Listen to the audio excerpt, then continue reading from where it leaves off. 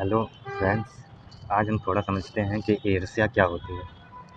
ईर्ष्या वैसे तो कुछ होती नहीं है, बट ईर्ष्या जो है कोई दिखने वाली चीज़ नहीं है, लेकिन जिसको होती है वो इससे बहुत ज़्यादा परेशान रहता है। क्योंकि ईर्ष्या है क्या वैसे? ईर्ष्या ये है कि किसी भी चीज़ में खुद को किसी दूसरे से कमज़ोर समझना, और वो कोई दूसरा कौन हो सकता है, या फिर हमारे रिलेटिव्स या फिर फ्रेंड्स या फिर आस-पास के लोग। बस ईर्ष्या इतने से ही हमें होती है। बाकी दुनिया में क्या हो रहा है, कैसे हो रहा है, उससे हमें मतलब नहीं होती। बस आस-पड़ोस के लोगों से ही ईर्ष्या होती है। ईर्ष्या यही है कि उनके पास ऐसा कुछ है जो हमारे पास नहीं है। तो ईर्ष्या ये काफ़ी वैसे बुरी चीज़ होती है कहें तो, और अच्छी भी चीज़ होती है। लेकिन ईर्ष्या गलत लोगों से करना गलत है, और ईर्ष्या अगर हम सही लोगों से करें तो ईर्ष्या एक दिशा सूचक बन जाती है। क्योंकि जब हम ईर्ष्या गलत लोगों से करते हैं तो उनके जैसा बनने की कोशिश करते हैं, तो ईर्ष्या दिशा सूचक तो हो गई। लेकिन ईर्ष्या जब गलत लोगों से हो रही है तो हम गलत क्षेत्र में इसका मतलब जानना चाहते हैं, क्योंकि उनके पास जो है हमें उसी को देखकर ईर्ष्या हो रही है, तो हम भी उनके जैसा बनना चाहेंगे। ईर्ष्या गलत नहीं है, ईर्ष्या गलत लोगों से करना गलत है। अगर हम ईर्ष्या सही लोगों से करें तो हमारा जीवन सफल हो जाएगा, क्योंकि ईर्ष्या तो दिशा सूचक की तरह काम करती है।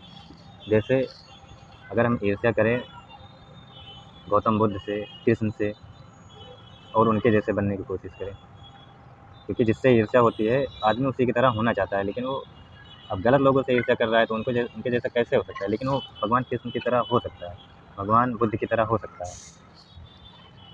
ये सब मन का खेल है।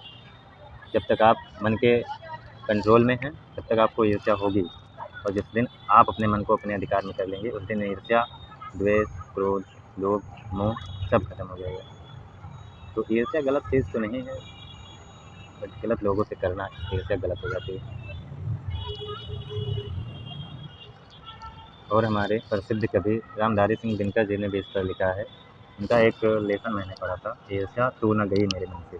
उसमें उन्होंने ईर्ष्या के बारे में बताया है, और निंदा को ईर्ष्या की छोटी बहन कहा है। इसका मतलब ये हुआ कि जब आपको किसी के प्रति ईर्ष्या है तो आप उसकी निंदा करोगे ही करोगे। इन सब में किसी दूसरे का नुकसान नहीं होता है, खुद का ही नुकसान होता है।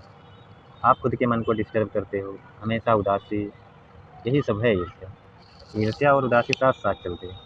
ईर्ष्या है तो उदासी रहेगी। तो ईर्ष्या करना उसी को सही है जो बड़े लोगों से ईर्ष्या करे। आप क्यों आस-पास के 10-12 लोगों से आपकी ईर्ष्या होती है? क्योंकि आप कुछ बड़ा सोच ही नहीं पाते। आपको बड़ा सोचना चाहिए तो ईर्ष्या हटेगी। आपने कभी सोचा है कि अगर आपको किसी से ईर्ष्या है और आप कुछ समय तक उस प्लेस से, जहाँ पर वो रहता है जिससे आपको ईर्ष्या है, वहाँ से दूर हो जाएँ, कुछ समय के लिए आप चले जाएँगे, तो आप देखेंगे कि आपकी ईर्ष्या धीरे-धीरे कम होगी। लेकिन फिर जब आप उसके संपर्क में आएँगे आपकी ईर्ष्या फिर बढ़ जाएगी। इसका मतलब है कि ईर्ष्या आस-पास के लोगों से होती है, ईर्ष्या कभी दूर के लोगों से नहीं होती। इसलिए ईर्ष्या को ठीक करने के लिए या फिर आप अपने मन को ठीक कीजिए, और या फिर आप थोड़ा दूरी बना कर रखिए। अगर आप ईर्ष्या से नहीं छूट पा रहे हैं तो, जिससे आपको ईर्ष्या है उससे थोड़ा दूरी बना कर रखेंगे तो ईर्ष्या जाएगी नहीं। तो ईर्ष्या तो ऐसे बड़े-बड़े ऋषि मुनियों और देवताओं को नहीं छोड़ी है, तो हम लोग तो एक नादान बालक हैं।